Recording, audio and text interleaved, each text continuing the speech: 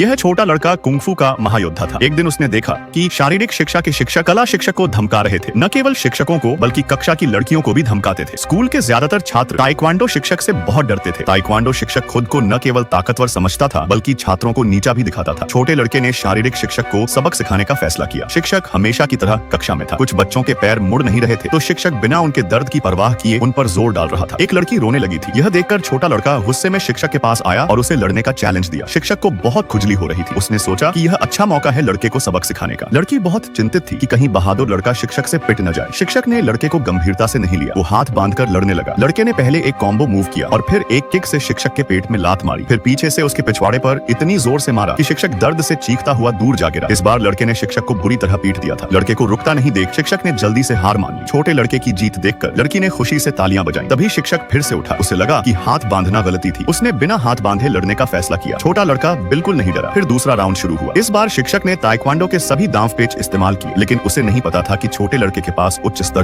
का चीनी कुंफू था। शिक्षक के सभी प्रयास व्यर्थ रहे और छोटे लड़के ने उसे लगातार मुक्के मारकर पीछे धकेल दिया। फिर अंत में एक जोरदार मुक्का मारकर उसे जमीन पर पटक दिया। शिक्षक समझ गया कि वो हार चुका है, इसलिए उसने नीच हरकत शुरू कर दी। वो छोटे लड़के का पीछा करने लगा और पागलों की तरह उसका सिर पकड़कर हंसने लगा था। लेकिन छोटे लड़के ने पूरी ताकत लगाई और उसके ऊपर चढ़कर उसका कंधा तोड़ दिया। शिक्षक दर्द से चिल्लाने लगा। अंत में शिक्षक की नाक और मुंह सूज गए और वो फिर कभी दूसरों को परेशान करने की हिम्मत नहीं कर पाया। यह छोटा लड़का कोई आम इंसान नहीं था। कुंफू में उसने ऐसी महारत हासिल कर रखी थी कि वो बिना डरे गुंडों के अड्डे में घुस गया था। कुछ गुंडों ने उसके चाचा और शिक्षक को पकड़ लिया था और उन्हें बेरहमी से पीटा था। थोड़ी देर में ही उन्हें गंभीर चोटें आ गई थी। छोटे लड़के को फंसाने के लिए गुंडों ने शिक्षक और चाचा को 800 मीटर की ऊंचाई पर लटका दिया। यह जानकर छोटा लड़का अकेले ही तुरंत उनके अड्डे में घुस गया। पहले उसने एक कुदाल से एक गुंडे को बेहोश किया। जब उसकी नजर हवा में लटके शिक्षक और चाचा पर पड़ी तो वो उन्हें बचाने के लिए तुरंत दौड़ पड़ा। लेकिन तभी ऊपर से एक 500 पाउंड का बड़ा बक्सा लड़के पर गिरने वाला था और अपनी फुर्ती के कारण वो बच निकला। तभी अचानक एक रोशनी के साथ वहां दर्जनों गुंडे प्रकट हुए और छोटे लड़के को घेर लिया। गुंडों का सरदार छोटे लड़के से बहुत प्रभावित हुआ, जो इतनी कम उम्र में इतना बहादुर था कि अकेले ही रात में उनके अड्डे में घुस आया। उसने आदेश दिया और लड़ाई शुरू हो गई। छोटा लड़का बिल्कुल नहीं डरा, बल्कि लात मारकर गुंडों को 500 मीटर दूर फेंकता गया। तभी गिरोह का सरदार नीचे कूदा और चाकू से रस्सी काट दी, जिससे चाचा और शिक्षक नीचे गिरने लगे थे। जब सरदार दूसरी रस्सी भी काटने वाला था तभी अचानक वहां पटाखे फटने शुरू हुए। धुआं हटने पर ताइक्वांडो शिक्षक बच्चों के साथ सामने खड़े थे, जो छोटे लड़के की मदद के लिए आए थे। इसके बाद बच्चे और गुंडों में आधे घंटे तक लड़ाई हुई। उन्होंने सरदार को कई मीटर दूर पीटकर फेंक दिया। तभी सरदार ने आखिरी रस्सी काट दी, जिससे शिक्षक और चाचा सीधे नीचे गिर पड़े। इस दृश्य ने बच्चों के मन में आग भर दी, लेकिन बच्चों ने मिलकर सरदार को ऐसा मारा कि उसे नानी याद आ गई और वो दोबारा उठ नहीं सका। तभी पुलिस आई और सारे गुंडों को पकड़ लिया। सौभाग्य से चाचा और शिक्षक पाइप पर गिरे थे, जिससे उनकी जान